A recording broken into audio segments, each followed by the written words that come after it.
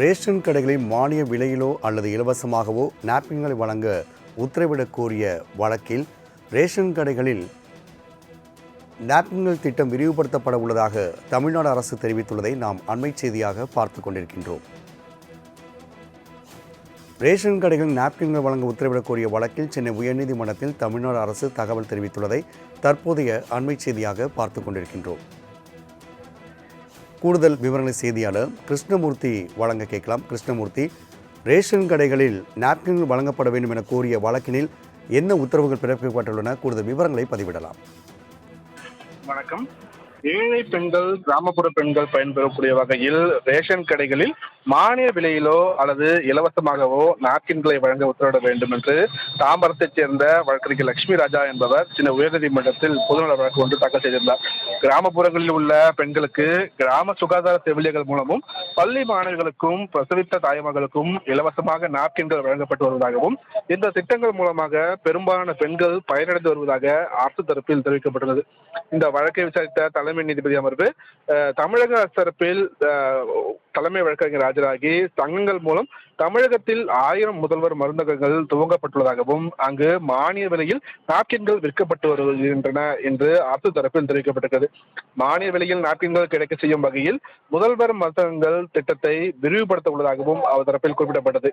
இதையடுத்து கூட்டுறவு சங்கங்கள் மூலம் நடத்தப்படக்கூடிய இந்த மருந்தகங்களின் எண்ணிக்கையை விரைந்து அதிகரிக்க முயற்சிக்க அரசுக்கு அறிவுறுத்திய நீதிபதிகள் விசாரணையை ஏப்ரல் 29 தள்ளி வைத்திருக்கிறார்கள். அன்றைய தினம் கூடுதல் முதல்வர் மருந்தகங்கள் துவங்குவது குறித்த விவரங்களையும் அரசு தெரிவிக்க வேண்டும் என்று நீதிபதிகள் நம்பிக்கை தெரிவித்திருக்கிறார்கள். ராம்குமார். ரேஷன் கடைகளில் மானிய விலையிலோ அல்லது இலவசமாகவோ நாப்கின்களை வழங்க உத்தரவிடக் கோரிய வழக்கில் ரேஷன் கடைகளில் நாப்கின்கள் திட்டம் விரிவுபடுத்தப்பட உள்ளதாக தமிழ்நாடு அரசு தெரிவித்துள்ளதை நாம் அண்மை செய்தியாக பார்த்து கொண்டிருக்கின்றோம்.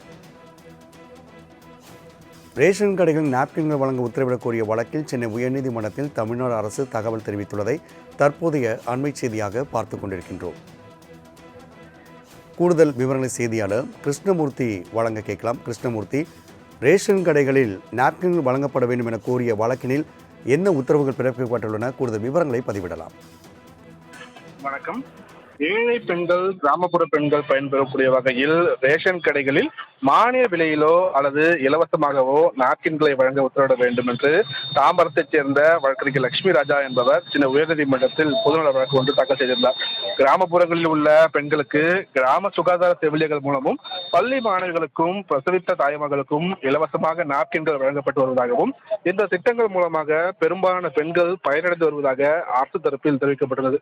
இந்த வழக்கை விசாரித்த தலைமை நீதிபதி அமர்வு தமிழக தரப்பில் தலைமை வழக்கறிஞர் ஆஜராகி சங்கங்கள் மூலம் தமிழகத்தில் 1000 முதல்வர் மருந்தகங்கள் துவங்கப்பட்டுள்ளதாகவும் அங்கு மானிய விலையில் நாப்கின்கள் விற்கப்பட்டு வருகின்றன என்று அரசு தரப்பில் தெரிவிக்கப்பட்டது.